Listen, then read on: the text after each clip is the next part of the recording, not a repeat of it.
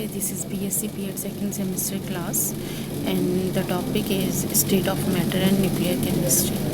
So today we discuss here about the nuclear chemistry and its different phenomena. So what is nuclear chemistry? Nuclear chemistry is the subdiscipline of chemistry that is concerned with changes in nucleus of elements. These changes are the sources of radioactivity and nuclear power. Since radioactivity is associated with nuclear power generation, the concomitant disposal of radioactive waste and some medical procedures, everyone should have a fundamental understanding of radioactivity and nuclear transmutations in order to evaluate and discuss these issues intelligently and objectively. So now we discuss about the detail of nuclear chemistry. Nuclides, nucleons, radioactivity, alpha, beta, gamma radiations, nuclear reaction equations, daughter nucleus, electron capture, positron, fission, fusion, rate of decay, decay constant, half-life, carbon-14 dating, and nuclear binding energy. These are the different concept or phenomena of nuclear chemistry. So in today's lecture we discuss these different phenomena. First of all, we discuss about radioactivity. Nucleons, two subatomic particles that reside in the nucleus known as protons and neutrons. Isotopes differ in number of neutrons only. They are distinguished by their mass numbers, like uranium with an atomic mass of 233 and atomic number of 92. The number of neutrons is found by subtraction of the two numbers nuclide applied to a nucleus with a specific number of protons and neutrons. Nuclei that are radioactive are nuclides, radionuclides, and the atoms containing these nuclei are isotopes. Now we discuss about the nuclear reactions. Some atoms are unstable. Emission of particles and electromagnetic radiations is one way to gain stability. First is alpha radiation. Uranium-238 undergoes alpha decay to attempt to be stable. Daughter nuclide, the nuclide forms from the decay. Parent nuclei, the original nuclei undergoing decay. You can see in this reaction. Beta radiation.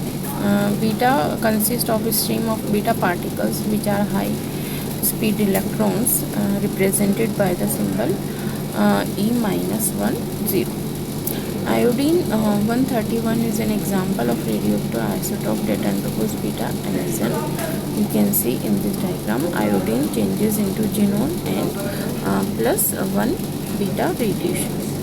Notice the atomic number increases. Beta emission result in the conversion of a neutron to a proton.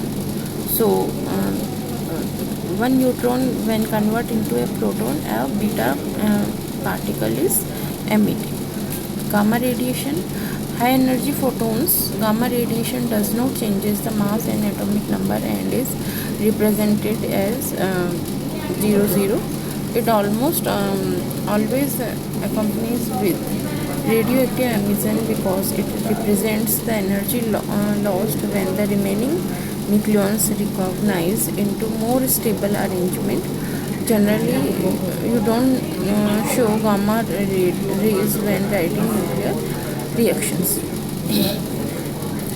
Now, positron emission. Positron is opposite of beta particle. A positron is a particle that has the same mass as an electron but opposite charge. The position is represented as 1 electron 0. Carbon 11 is an example of a particle that undergoes positron emission. You can see in this reaction, notice the atomic number goes down. Positron emission is the effect of converting a proton to a neutron. Now, electron capture. Capture by the nucleus on an inner shell electron of an electron cloud. Rubidium capture electron and forms krypton. Electron capture has the effect of positron emission, converting a proton to a neutron. Now we discuss about the nuclear stability. What makes the nucleus stable? It depends on a variety of factors, and no single rules allow us to predict whether a nucleus is radioactive and might decay unless it is observed. So first is neutron to proton ratio, N by P ratio. Strong nuclear forces exist between nucleons. The more protons packed together, the more neutrons are needed to bind the nucleus together. Atomic nucleus with an atomic number up to 20 has almost equal number of proton and neutron. Nuclei with higher atomic numbers have more neutrons to protons. The number of neutrons needed to create a stable nucleus increase more than the number of protons.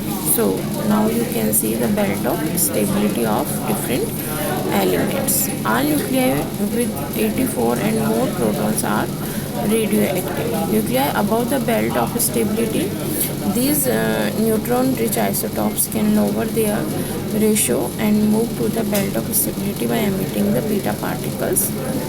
These increases number of protons and decrease neutrons. Nuclei below the belt of stability, these proton-rich nuclei increases their neutron and decreases proton by positron emission. Nuclei with atomic number greater than 84, these tend to undergo alpha emission. These emission decreases the number of neutron and proton by 2, moving the nucleus diagonally towards the belt of stability. So now a radioactive series. Some nuclei will not gain stability by one emission and may undergo many until they reach stability. For example, uranium-238 decay to thorium-234, which decay to Ta-234, which decay eventually lead to 206 is obtained. 3 series occur in nature. The other 2 is uranium-235 to lead and thorium-232 to and lead-208. So nuclei with 2, 8, 20, 28, 50 and 82 protons and 2, 8, 20, 28, 50, 82 and 126 neutrons are generally more stable. These numbers are magic numbers. Nuclei with even number of protons and neutrons are more stable than odd number. These stability factors can be taken to the stability of 2, 8, 18, 32 in electron shells. Now we discuss about the nuclear transmutations. Nuclear reactions that are induced are called nuclear transmutations. The first conversion was performed by Rutherford in 1919. Converted nitrogen into oxygen by bombarding with alpha particles from radium. The particles must be moving fast to overcome the electrostatic repulsion between the charged particles and the charged nucleus. Particles accelerate. Fermi National Accelerator Laboratory in Batavia has a particle acceleration 6.3 km in circumference. Now using neutrons. Neutrons can be used to bombard nuclei and do not need to accelerate since they have no charge. All transuranium elements are produced by this method. Some are made by bombardment of one atom type with another. Bismuth bombarded with nickel for several days produce element 111. So Now we discuss the rate of radioactive decay. This is Gt is equal to G0 1 by 2 to power n. The half-life of cobalt 60 is 5.3 years. How much of a 1 milligram sample will remain after 15.9 years? So because the half-life of any nuclide is constant, the amount of substance remaining in an artifact can serve as a nuclear clock to determine ages of object. When an animal is alive, it maintains a carbon 14 and carbon 12 ratio identical to date in the atmosphere. When it dies, the ratio decreases. By measuring this ratio and contrast it to the atmosphere, it can get an approximate age. Radioactive decay is a first order process. Remember, half-life of first order process is 0.693 upon K, where K is the decay constant. We can determine the K constant by using the rate equation of a first order.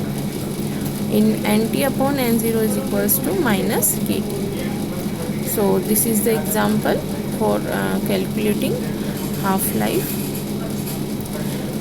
Now energy changes in nuclear reaction is equal to mc square, a very familiar equation that shows mass and energy changes are proportional. If a system loses mass, it loses energy, and if it gains mass, it gains energy. The c square shows that small mass loss can cause a large number of energy loss. This is why conservation of mass seems to hold in reactions. For example, combustion of 1 mole of methane losses 9.9 into 10 to the power minus 9 grams. So look at this reaction. Uranium convert into thorium plus a alpha particle.